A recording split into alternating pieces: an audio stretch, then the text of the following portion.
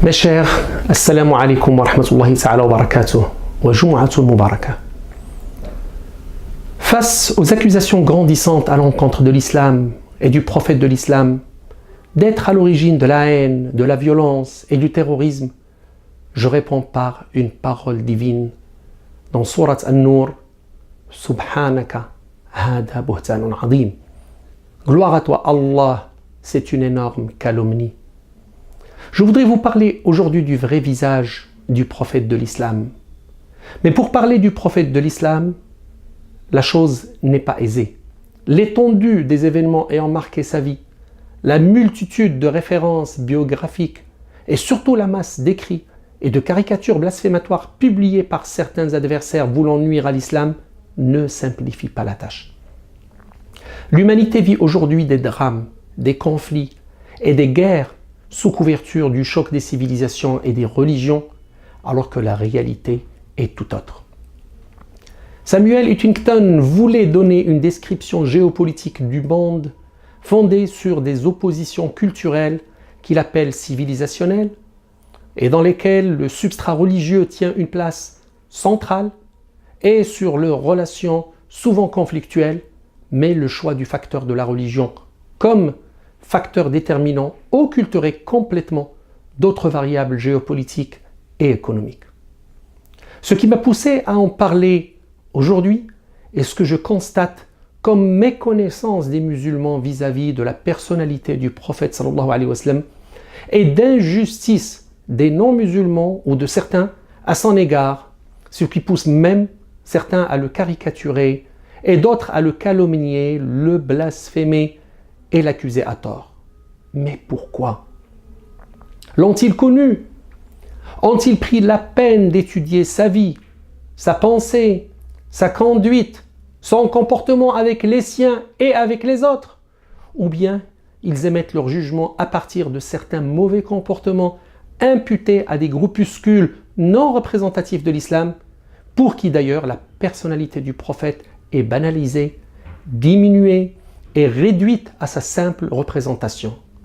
Mais quelle ignorance, quelle impolitesse et quel égarement. Le prophète sallallahu alayhi wa sallam dit dans un hadith: Ala la yuminu ahadukum hatta akuna ahabba ilayhi min nafsihi wa waladihi wa walidihi wa nasi ajma'in. Nul n'aura une foi parfaite tant qu'il ne m'aimera pas plus que son âme, son fils, son père et tous les gens. Alors, comment peut-on clamer son amour alors qu'on ignore presque tout de lui? Nous avons un devoir de connaissance, de savoir et surtout d'imitation et de suivi de la voie recommandée par le Créateur qui dit dans le Coran: لَقَدْ كَانَ لَكُمْ فِي رَسُولِ اللَّهِ إِسْوَةٌ حَسَنَةٌ. Vous avez eu en le messager d'Allah le parfait modèle à suivre. Il a été envoyé à une époque où il y avait des crises, de l'anarchie, de la déviation, de l'obscurantisme, de l'égoïsme, mais dans le but de sauver l'humanité et la ramener à la voie juste, la voie du milieu, à l'instar de ce que faisaient les autres messagers à chaque fois qu'un peuple déviait. J'interpelle les consciences, les esprits et les sages de ce monde pour un respect des prophètes et des messagers de Dieu. Pour nous les musulmans, leur respect est un devoir, c'est même un pilier de notre foi, de ne faire aucune distinction entre eux. Le Saint-Coran nous raconte l'histoire des prophètes pour nous réconforter et nous informer qu'ils ont été chargés de la même mission. Allah subhanahu wa ta'ala dit dans le Coran: وَمَا أَرْسَلْنَا مِنْ رَسُولٍ مِنْ قَبْلِكَ إِلَّا نُوحِي إِلَيْهِ أَنَّهُ لَا إِلَهَ إِلَّا أَنَا فَاعْبُدُونِ. Nous n'avons envoyé avant toi aucun prophète à qui il n'ait été révélé qu'il n'y a point d'autre divinité que moi et que c'est moi que vous devez adorer.